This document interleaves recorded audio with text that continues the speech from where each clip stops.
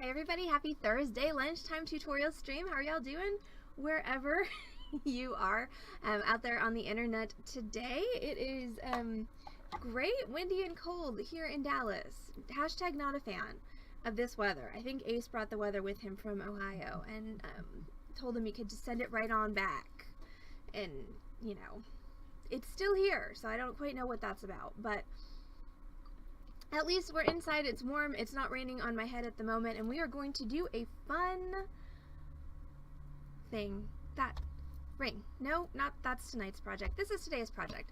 Dainty wire ring. So today is, we got 2 rings for you today.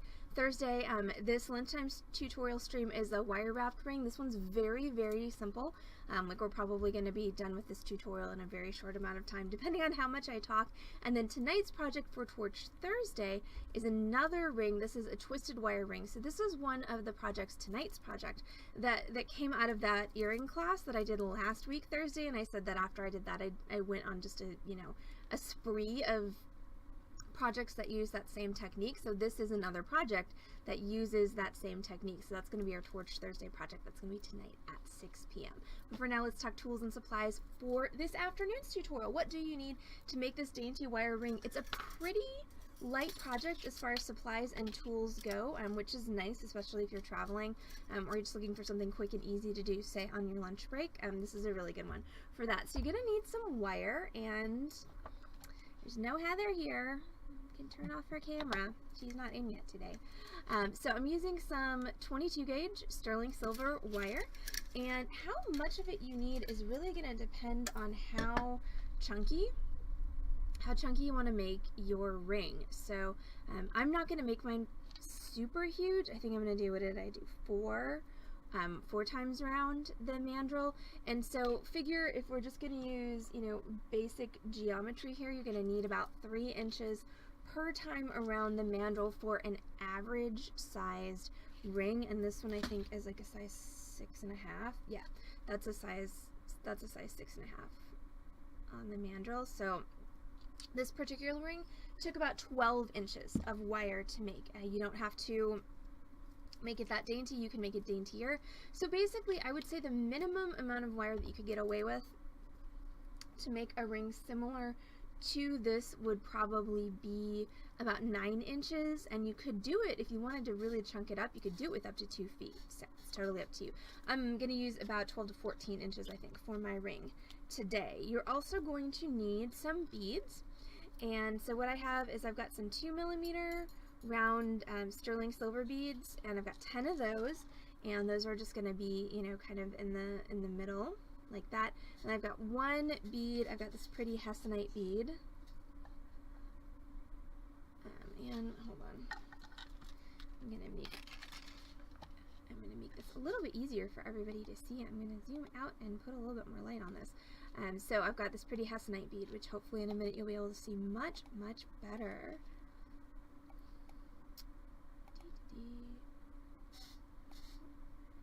Out a little bit so it's not so big. And there, look. Now you can see, pretty orange hessonite bead. So that's what's going to be my centerpiece bead for my ring. So the first thing that I'm going to do, okay, so I have more wire here than I need. It was the end of the spool.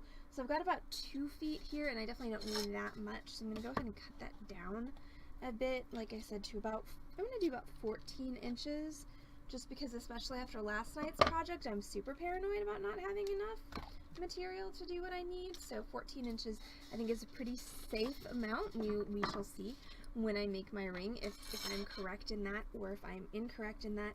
And then I'm going to go ahead and I'm going to string all my beads onto the center of my wire. So to do this design, I'm going to do 5 of my 2mm beads, then my accent bead in the center, which is my hessonite, and then 5 more of my 2mm beads. And this is the part where you've got to be a little careful because there's no stopper on the end of this wire, and so if you're not paying attention, your beads can just, drop down off the other side while you're stringing them, which is not fun, because that would just be more beads on the floor of my streaming area, which is already blessed with a gracious plenty of beads. So I'm just holding my fingers on my wire to kind of make a stopper, which is fine as long as you don't, feel the need to drop this and pick something else up. Also, it does bear mentioning that whatever bead you've chosen for your center, it does need to fit onto your 22 gauge wire. So I did try this before stream, so it should work. Should be the operative word here. There we go. Okay, so it does in fact fit on my 22 gauge wire, and then I'm going to go ahead and string 5 more beads. Now, if you wanted a sturdier, chunky ring, you could also use 20 gauge wire instead of 22.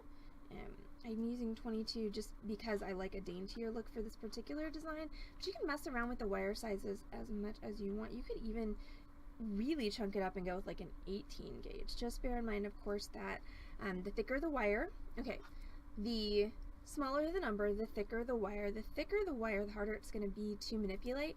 So especially if you've got hand strength issues or anything of that nature, you may want to stick with your thinner gauges like your 22 and your 20. You can make this, since this is a cold connected ring, there's no soldering, you can make this in any kind of wire that you happen to have lying around. So I'm using sterling silver today. You could use sterling silver, gold filled, brass, bronze, copper, colored wire, craft wire. Like I said, whatever you have lying around your bead box is going to work great for this. Again, if you have trouble manipulating wire, if you've got hand strength issues or anything of the like, copper wire is always going to be your easiest. It's going to be the most bendable, the most malleable. So if you're having issues, start with copper. It's gonna be a lot easier on your hands. So now I'm gonna take this whole little kind of row of beads that I did, which is again 5 2mm and my center bead and 5 more 2mm, and I'm gonna place it right at the middle of my wire. And now I am eyeballing that. If I wanted to, you know, measure it, I could totally measure what's here and then match it to what's here, but I'm going with the eyeballs. This is not always a good plan, so we'll see how this goes for me. And I'm going to take my, I'm going to take my beads and I'm going to grab my mandrel, and this is just a regular stale ring mandrel, whole size. This one does whole size, half size, and quarter size, which is nice. This is a tapered mandrel. Since this ring's not very wide, it's fine on a tapered mandrel. If you're doing a really wide ring, you may want to invest in a stepped ring mandrel. We have used those in tutorials before, and those are good for bigger rings, rings that have more coils, because since the mandrel is tapered, you know, if you coil too far up the mandrel, all of a sudden you've got a ring that is size 7 on one side and then size 6.5 on the other side. Smee wants to know where her buddies are. Well, Heather doesn't come until 1 on Thursdays, so she's probably driving, and Ace is here. He's just hanging out off camera. And Mamie and Ziggy are locked in the house because the weather is gross, and Ziggy this morning kept going out and then coming back in and being grouchy at me because the weather was gross. And so finally I just grounded him. Also, Mamie busted out last night. I thought I had her locked in, but no, she jailbroke herself last night. And so when I got home last night, got in the backyard and called for Mamie, and here she comes trotting from across the street. So it's a good thing that she's, you know, can't get pregnant anymore, because she's a little wily minx, that one. Okay, so I'm going to try for a size 7. So I'm going to find my size 7 on my mandrel, and I'm going to lay all my beads on my size 7 so that they make a curve. Okay, and once you get them curved around the mandrel nice and tight like this, you should have fewer problems with them wanting to, you know, slip down and around. As long as they're tight against the mandrel, you shouldn't have to worry about them kind of progressing off the center of your ring, but you do need to make sure to hold them tight on the mandrel. She is a tuxedo adventure girl. What is it with tuxedo cats and their adventuresomeness? I swear. Mamie, Ziggy, and Isosceles could get up to some trouble. So then I'm going to take one side at a time and just bring it all the way around the mandrel to cross,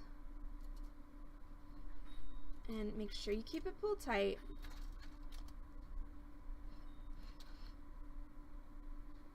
And apparently keeping it pulled tight and on camera is a little beyond my skill level at this particular moment. So there we go. And then I'm going to take the other side of my wire, and I'm going to bring it around the other side of my center, like so. Okay, so now I've got one pass on either side of center. And if you wanted to keep it just this level of daintiness, you could totally wrap it off right here.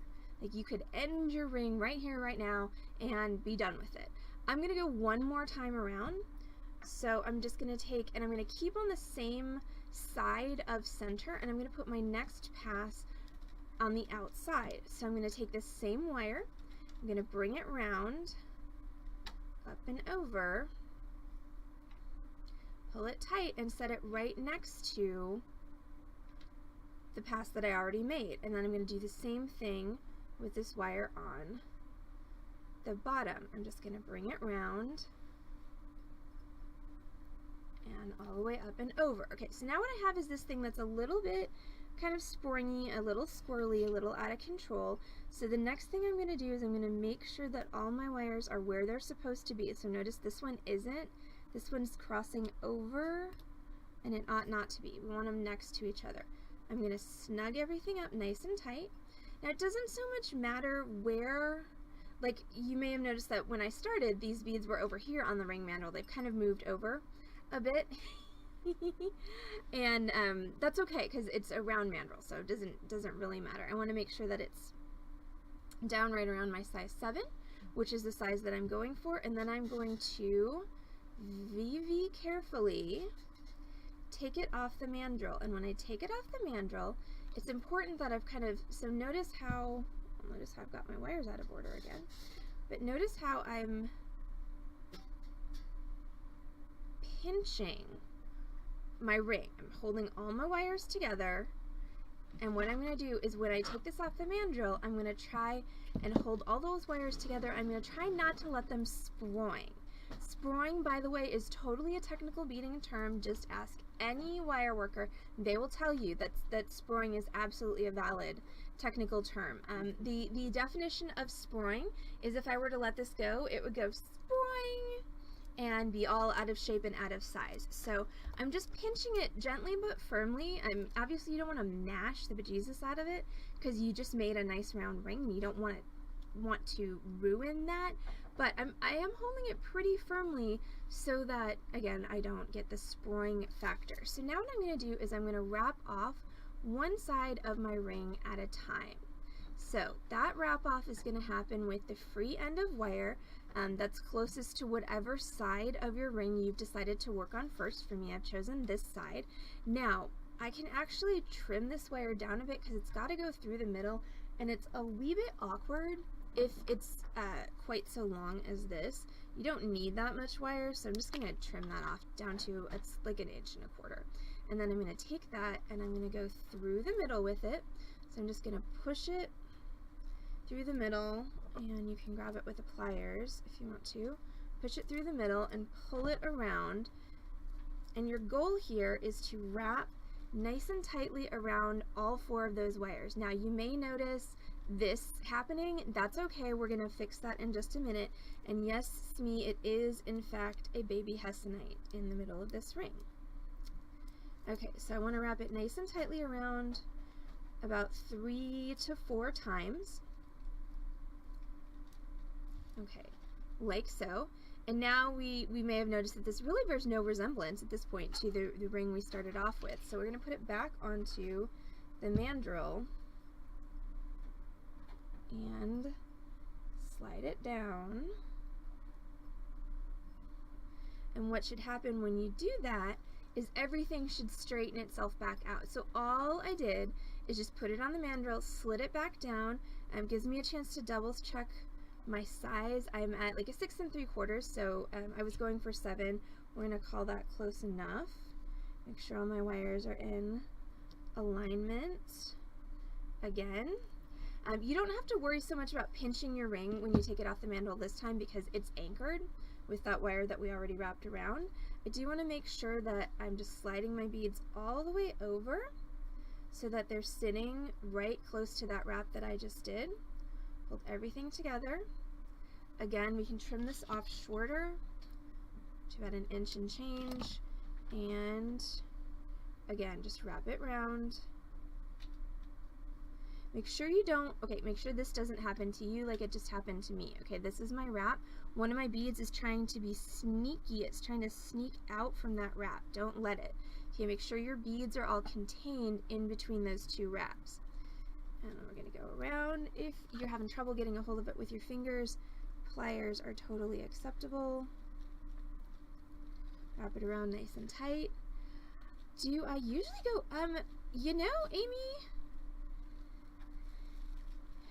well, I mean, I usually go over. I usually cross over the ring and then wrap underneath it. It's typically my plan for rings. Okay, and then one more time. Ouch, I just stabbed myself.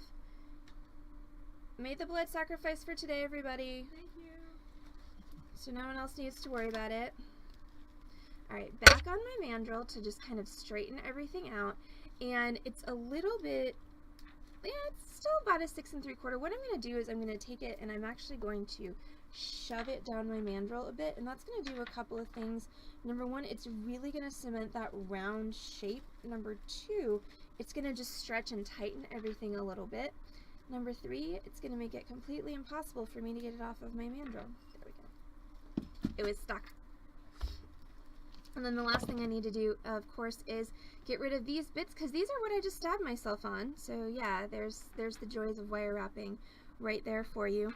So when you're finishing these, you don't necessarily want to finish them on the inside, because that sometimes can be rough against your finger. So my favorite place to finish them is right here on the side, which means I'm just going to trim my wire nice and short, and you can see I just have that little bit, and then I'm just going to take my pliers and just bend that down, press it in nice and tight. So what I should have here is ideally something that doesn't feel rough, something that's not going to catch on clothing, and something that's not going to scratch my skin, and also is no longer likely to puncture me. We're going to do the same on this side, except I've noticed that I've got more wraps. I've got 3 wraps on this side. I've only got 2 on this side, so I'm going to see if I can squeak out one more, which I think I just barely can. There we go. And then I don't even really need to cut this. I can just finish out that wrap, press it down. And remember, when you're trying to press down these pokey stabby ends, your best strategy is to come at them from this side, so that you're coming to, you know, like the face of the wire rather than coming in from behind. Because when you come in this way, you can just catch that and just press it, and it'll usually fold down nice and securely. And then if you want to, if you've gotten a little bit of wonkiness going on, you can do one more visit on the mandrel, and you could even, if you feel like you're not forming as tightly as you wanted to the mandrel, you can very carefully, I cannot emphasize enough, very carefully, with a rawhide mallet, you can just give it an easy tap. But you want to be really careful pounding on a wire ring with a rawhide mallet for a couple of reasons. Number one, these beads are hollow, so if you smash these with a mallet, you're literally going to smash them. Number two, it's almost inevitable that you're going to get some places on the shank or the back of the ring where the wires are going to cross over each other, and you never want to hammer too hard on the place where 2 wires cross, because what you'll do is you'll kind of impress them into each other like Lincoln logs, and what that does is it makes a weak spot in one of your pieces of wire. And then yeah, I think that's it. I don't think there were 3 things. I think there was only 2 things. So just be, if you're gonna tap it with a mallet, be super duper careful. Also, one thing about this ring is it's gonna invariably end up being a little bit ovoid with this kind of peak at the top where your bead is, which is fun. But these wraps here, they do take up space on the inside of your ring. So even though this is a size 7 and it is legit a 7, it's a little tight on me, so you may want to size up a 1/4 of a size or so, just to account for the space that's going to be taken up by those wraps in your ring. And Amy asked, would half round wire work with this design? I don't